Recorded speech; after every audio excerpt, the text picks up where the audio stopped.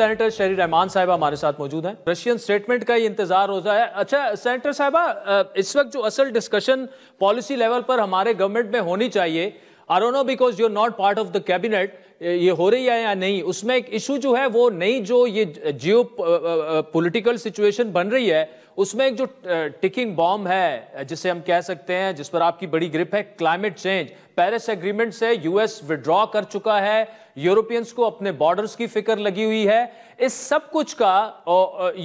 Developing countries like Pakistan پر کیا اثر پڑے گا؟ ہمیں کیا اب انورڈز دیکھنا ہوگا؟ ہمارے جو اپنے مسائل ہیں ہمیں ان کا حل اب خود تلاش کرنا ہوگا؟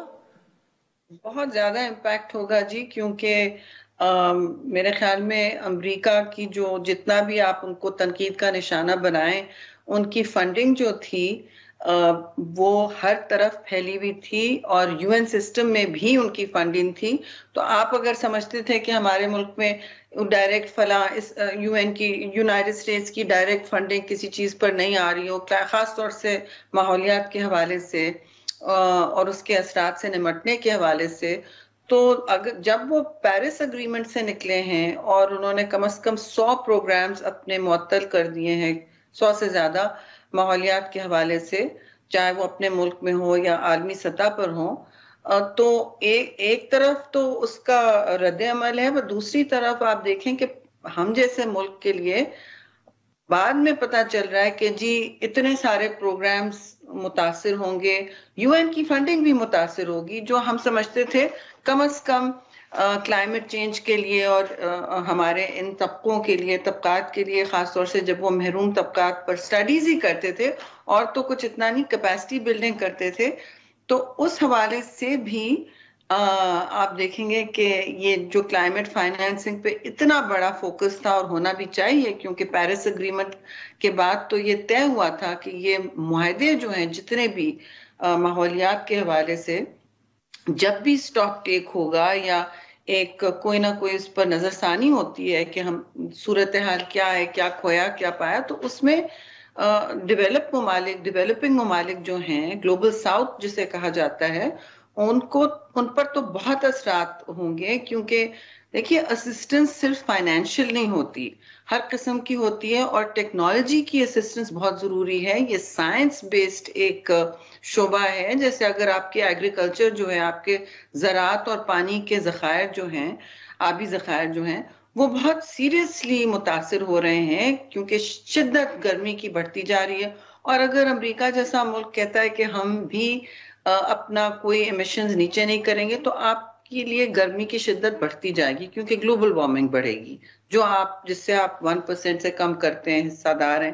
لیکن میں سمجھتی ہوں ایک موقع بھی ہے، بیٹا بس 1 منٹ، موقع اس لیے ہے کہ پاکستان اب ان چیزوں میں اپنے آپ پر فوکس کرے. ہر چیلنج میں اپرچونٹی ہوتی ہے، اور آپ خود مختاری، کلائمیٹ کے اصلی مسائل ملک کے اندر بھی ہیں، آدھے مسائل ملک کے اندر ہیں، تو کم از کم ان کو ریزیلینس، ایڈپٹیشن، لوکل جو چیزیں ہوتی ہیں ان سے نمٹنے کی آپ تجاویز دیکھیں، اپنی انرجی اور فوکس اس پر لگائیں. جی اچھا شہید صاحبہ،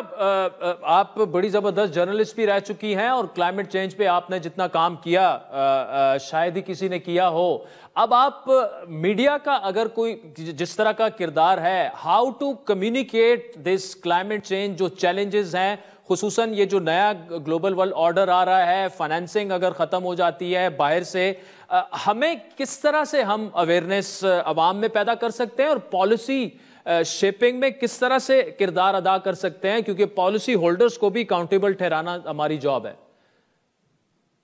ہٹ بھی چکا ہے 2022 میں آپ کے سامنے. تو 1/3 ملک جب پانی کے نیچے چلا گیا، تو دیکھیے ہمیں بہت تیزی سے اس کو ترجیح دینی ہے، اور ترجیحات نہیں کسی قوم کی بدلتی، اور صرف ریاست تو نہیں بدلتی، ترجیحات صرف گورنمنٹ کے بدلنے سے کچھ نہیں ہوگا. یہ ہول آف کنٹری اپروچ ہوتا ہے، اس میں سارے شہریوں کی شمولیت اور ایکٹیو پارٹیسپیشن ضروری ہے. اس لیے آپ نے بہت اچھا سوال کیا کہ میڈیا کیا کر سکتا ہے. میڈیا کے توسط سے تو بہت کچھ چینج ہو سکتا ہے، لوگوں کی بری عادتیں چینج ہو سکتی ہیں. اور میں اگر ایک بات میں آپ سے کہوں گی، وہ میں کہوں گی کہ آپ اپنے چینل کا، جو بھی چینل ہے، اس کا وقت تھوڑا سا الگ کر لیں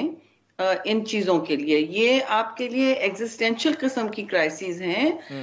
زندگی تبدیل کرنے والی کرائسس ہیں, اور مستقبل تو بہت پھر مشکل ہو سکتا ہے ان حالات میں اگر ہمارا پڑھا لکھا طبقہ, جو میڈیا اس کا بہت بڑا حصہ ہے, اس کی بہت بڑی فرنٹ لائن ہے, تو یس ہی شیڈ آپ کرتے ہیں. میں آپ کو کوئی فضول سا سٹیٹمنٹ دے دوں گی اپوزیشن کے بارے میں یا